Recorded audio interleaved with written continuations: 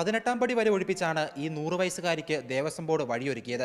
വയനാട് മൂന്നാംകുഴി സ്വദേശി പാറുക്കുട്ടി അമ്മയാണ് 100-ാം വയസ്സിൽ ആദ്യമായി അയ്യപ്പ സന്നിധിയിലെത്തിയത്. 2 മാസം വ്രതമെടുത്താണ് പാറുക്കുട്ടിയമ്മ അയ്യനെ കാണാൻ ഒരുങ്ങിയത്. നടക്കാനാകുമോ എന്ന സംശയമുണ്ടായിരുന്നെങ്കിലും മക്കളുടെ പിന്തുണയിൽ യാത്ര ആരംഭിച്ചു. 100 വയസ്സാകാതെ വരാൻ തോന്നുന്നില്ല.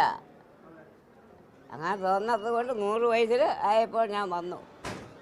സന്തോഷമായിട്ട് എല്ലാവരും എന്നെ കയ്യെ പിടിച്ച് കൊണ്ടുവന്ന് പൊന്നമ്പലങ്ങ് പൊന്നുപടിയേറി തത്തൊഴിച്ചു.